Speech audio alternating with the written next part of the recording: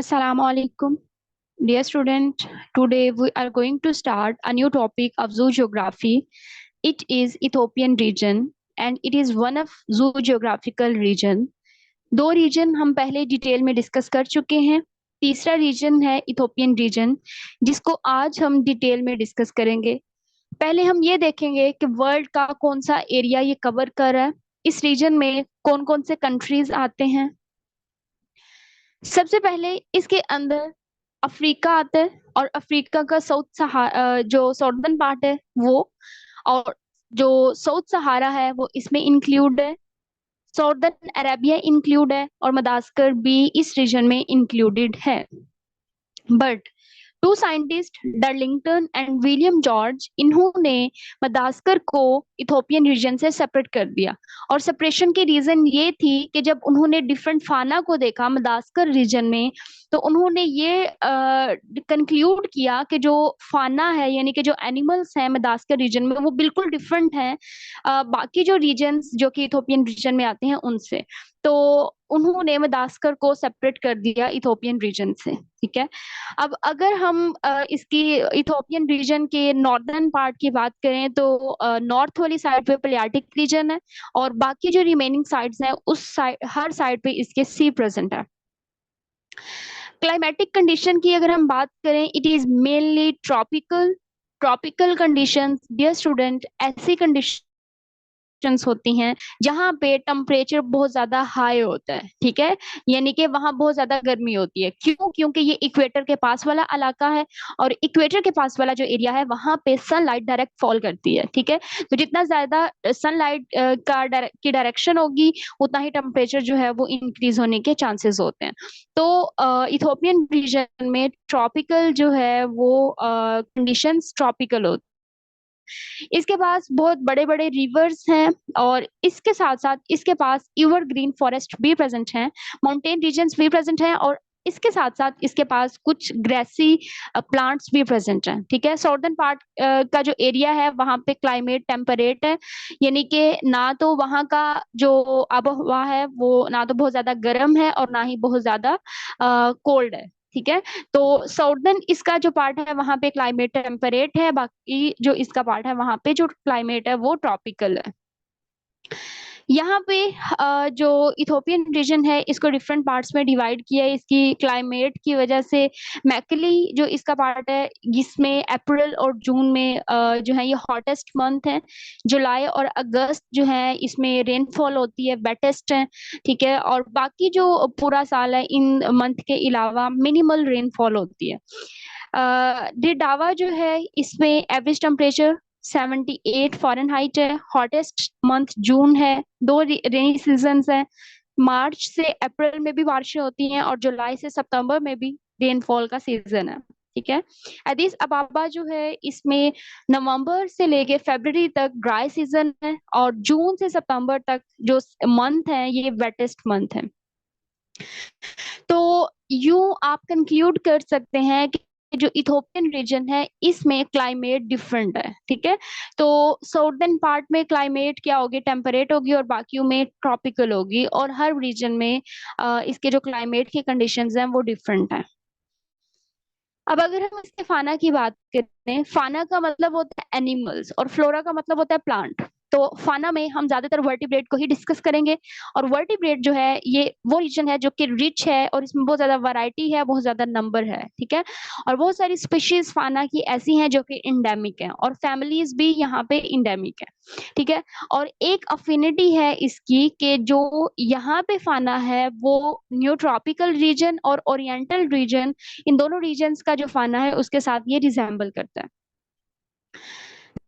सबसे पहले हम फिश की बात करें तो फिश जो फाना है उसमें डाइवर्सिटी है, ज्यादातर कैट फिशेस हैं यहाँ पे। इसके अलावा चैचिलिड्स हैं यहाँ पे, साइप्रिनिडाए है। ठीक है, और कुछ एक्सक्लूसिव फैमिलीज भी इसमें प्रेजेंट हैं। एरेकियक बर्कियस जो है, as you can see here it is a एरेकियक बर्कियस। ये सारी की सारी जो प्रोटोपटेरस है, आइसोस्पोंडिलाई फिश है, फ्यू कैट फिशेस और अफ्रीकन इलेक्ट्रिक फिश, ये सारी की सारी जो फिशेस हैं, these fishes are exclusive fish families in Ethiopian region. Dear student, always keep in mind कि जितने भी रीजन्स हैं 7 रीजन्स में, हर एक में डिफरेंट फाना है, डिफरेंट फ्लोरा है, डिफरेंट एनिमल्स हैं, वर्टिब्रेट्स हैं, फिश हैं, amphibian, reptiles, birds, mammals. But जो मोस्ट इम्पोर्टेंट चीज है जो आपको याद रखने की है वो ये है कि आपको एक तो पता होना चाहिए कि इस रीजन में कौन सा एरिया आ रहा है, ठीक है। दूसरा, आपको एक्सक्लूसिव और इंडेमिक स्पीशीज का पता होना चाहिए कि फॉर एग्जांपल फिश है तो उसकी टोटल नंबर कितना है स्पीशीज का, उसमें इंडेमिक स्पीशीज कौन सी है, मोस्ट कॉमन स्पीशीज जो है वो कौन सी है, ठीक है।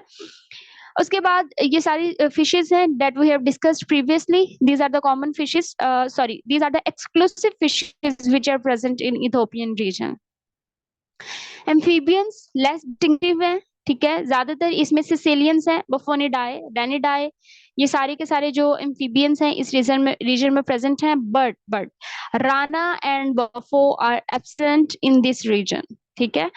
और राना टाइग्रीना एब्सेंट है इसमें और बोफो भी इस रीजन में एब्सेंट है, ठीक है। ये बहुत इंपॉर्टेंट चीज है जो कि आपने याद रखनी है। इसके अलावा जो इंडेमिक स्पीशी है वो जीनोपस है। Xenopus is the endemic species of Ethiopian region, ठीक है। जीनोपस क्लॉड टोड है जो कि इथोपियन रीजन में क्या है, इंडेमिक है। और इसमें टेल्ड एम्फीबियंस भी एब्सेंट होते हैं, ओके।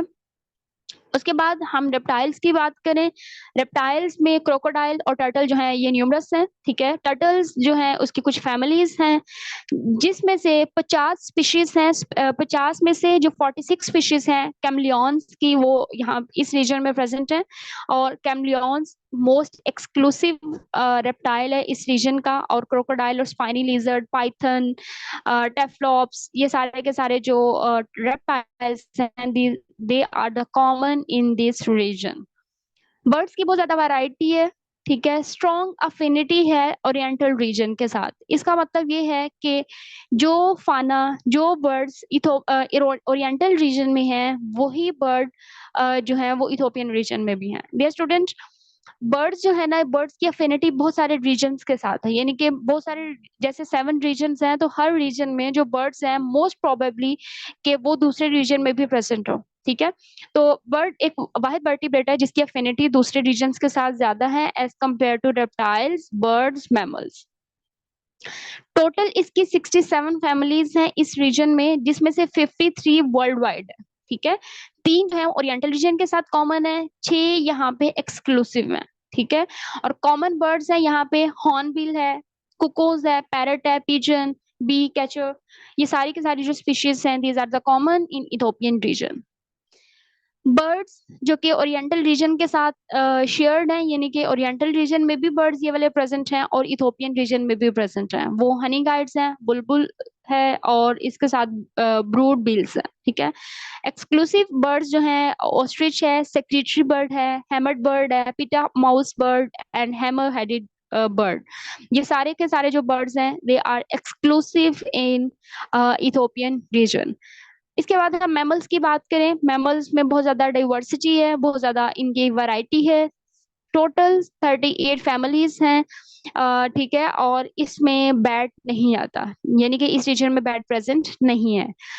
12 फैमिलीज हैं एक्सक्लूसिव हैं, जिसमें जिराफ है, हिपोपोटामस है और एडवर्क है, ठीक है। 3 फैमिलीज इंसेक्टिवोरस हैं, ठीक है। और 6 फैमिलीज रोडेंशिया है, ठीक है। ये चीज आपने याद रखनी है कि जो एक्सक्लूसिव हैं वो कितनी फैमिलीज हैं और उसमें कौन कौन से ऑर्गेनिजम्स आते हैं, और इंसेक्टिवोरस कितनी फैमिलीज हैं, और रोडेंट्स जो हैं वो कितनी फैमिलीज हैं, टोटल कितनी फैमिलीज हैं। बजाय इसके क्या आप पूरा पूरा याद करें कि हम कॉमन नेम याद नहीं कर सकते, बिकॉज हर रीजन में कॉमन नेम, बहुत सारे ऑर्गेनिजम्स हैं जो कि एक जैसे हैं, तो हम कॉमन नेम अगर याद करें तो वो कंफ्यूजन हो जाती है, तो हमें कुछ भी याद नहीं रहता। इसलिए इट्स बेटर कि अगर आप उस ऑर्गेनिज्म के रीजन, सॉरी, ऑर्गेनिज्म जो एक्सक्लूसिव है उसको आप याद रखें। रेप्टाइल है, बर्ड है, फिश है, एम्फीबियन है। और दूसरी चीज आपने याद रखनी है कि उस रीजन में कौन कौन से कंट्रीज आ रहे हैं, कौन सा एरिया आ रहा है, वो कौन से एरिया को कवर कर रहा है, ठीक है। That's all about Ethiopian region and I hope you understand the lecture. अगर आपको वीडियो पसंद आई है तो प्लीज वीडियो को लाइक करें, शेयर करें, सब्सक्राइब करें। अपना ख्याल रखिएगा। Stay connected. अल्लाह हाफिज।